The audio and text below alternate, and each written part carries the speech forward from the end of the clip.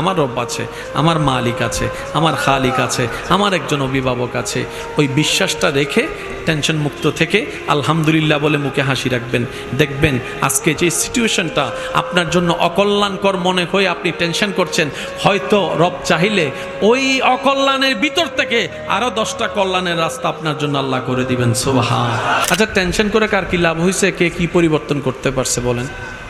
Tension করে কোনো loss ছাড়া লাভের কোনো সম্ভাবনা। টেনশন করলে রাতের ঘুমটা নষ্ট হয়, টেনশন করলে প্রেশারটা বেড়ে যায়, না হয় কমে যায়, টেনশন করলে চেহারা সুরত খারাপ হয়ে যায়, টেনশন করলে ভালো মানুষ, প্রিয় মানুষের সাথে কথা বলতে ইচ্ছা, অথচ আপনার এক একটা সেকেন্ড চলে যাচ্ছে যা আর কখনো আপনি ফিরে পাবেন না। তো সেজন্য টেনশন করে তো কি আরও কোনো পরিবর্তন হয় না, পরিবর্তন করতে পারে না এই সিচুয়েশন। কিন্তু রব্বুল আলামিন চাইলে দিনকে রাত, রাতকে দিন বানাতে পারে কি পারে না? রব্বুল আলামিন চাইলে জীবিতকে মৃত, মৃতকে জীবিত বানাতে চাইলে পারে কি পারে না? রব্বুল আলামিন চাইলে আপনার জীবনের বড় বড় কূপের মতো গর্তগুলোকে ভরাট করে সুন্দর একটা মসৃণ রাস্তা বানাই দিতে চাইলে পারে। ইন্নাল্লাহা আলা কুল্লি শাইইন কাদির। ওই আল্লাহ, ওই রব তো আমাদের আছে। সুতরাং সমস্ত সিচুয়েশনে রবের উপর তাওয়াক্কুল রাখবেন, ভরসা রাখবেন। আমার রব আছে, আমার মালিক